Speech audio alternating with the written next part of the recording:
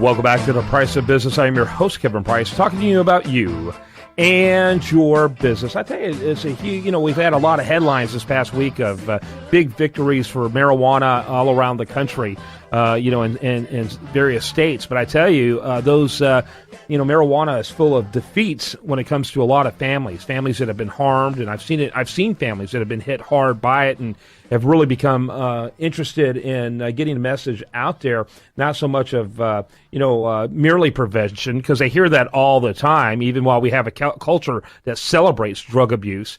But really, what do you do when you're in it? What do you do when you have that problem come up? And that's why I love this organization called Cornerstone and Cornerstone Recovery. And right from the very beginning, when I mentioned cornerstonerecovery.org. And Debbie Ortiz works with that organization, and I love sharing their message and bringing people on whose lives have been touched by it. And Debbie, before you introduce our guest, who is our mutual friend as well, tell us a little bit more about Cornerstone.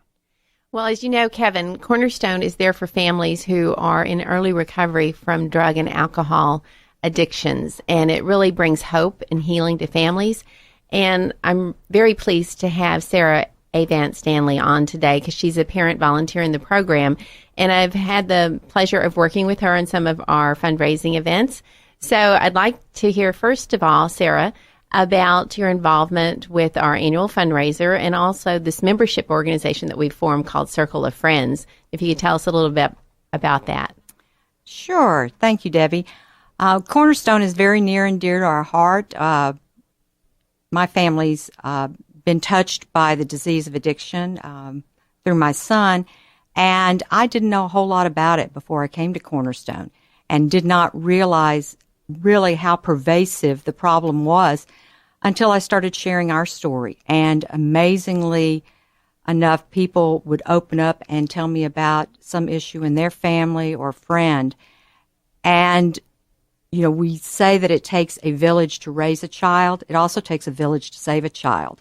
Mm-hmm. And that was one of the things I realized, that I couldn't do it by myself. I needed help. I needed the hope of other people. And it still can be, addiction can still have a lot of shame attached to it. So I want to really get out there and help people by encouraging them to realize it's not just my problem, not just my son's problem. It's all of our problem. And Cornerstone is such a successful organization working with these teenagers and young adults that I'm really encouraged to give back and strengthen the organization through different fundraisers, fund giving. We have a group called Circle of Friends that people can join, and then it provides them opportunities to keep in touch with the kids, know what they're doing, and what activities there are involved. So let me ask you then, about the process of where you were when you came in with your child, to where you are today, and it's interesting because it's very transformative, and I'd love for you to talk a little bit about that. Well, I didn't realize how unhealthy my family was until my son's addiction just blew us apart. Everybody was angry, fearful, just could barely even talk to each other.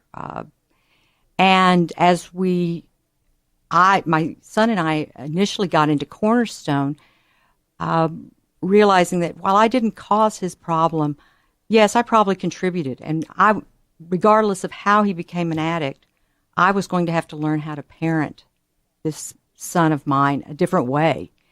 And as we did, we gained a whole different set of tools of communicating, much more honest with each other. And as our personal dynamic changed, it changed the dynamic of our family and extended out. It's like the little ripple effect. Mm-hmm. And so now my relationships with my family are much healthier, honest, open. We're family again, basically. But it's also helped my relationships with friends, with colleagues. My work has improved as a result of the tools that I've learned in recovery with my son. Yeah. Debbie? Sarah, you've told me about some of the opportunities that your son has had with us. And so could you tell us a little bit about the changes that you've seen in him and also about ways that companies have helped? Sure. One of the things he needed to do as he became sober was to sort of fill that vacuum that he had spent a lot of time with drugs with other activities. And Cornerstone has a very active adventure learning program to take the kids out of their comfort zone, try different things. And he was lucky enough to work with their leadership internship program.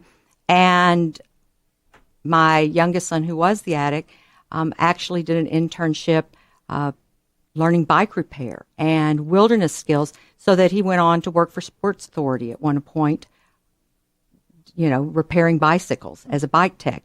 My middle son, who sort of came into the program via a sibling group, when he realized he needed to maybe make some changes in his relationship with his brother and learn how to be a big brother to an addict, has been doing logistics for 2 summers for the adventure learning program's wilderness trips. And as a result of that and the skills he gained there, he's now working for a sports organization here in the city now. And so they've gained some valuable business skills as a result of their recovery program. Yeah, what's really important is that they not only learn how to stop doing behaviors that are undermining and destructive, but they learn how to live. They really didn't know how to do that before they got in there. And so I think it's extremely important. Debbie? Sarah, I happen to know that you just recently awakened, and I wondered if you could tell our listening audience what that means. Awakening was very special for us. Cornerstone Recovery is an early recovery program. It's not intended to be a program that lasts maybe for the rest of your life, like maybe AA or Al-Anon. It's to help parents and children and families over those first few years, 3 to 5 years of recovering and learning to live with the disease of addiction.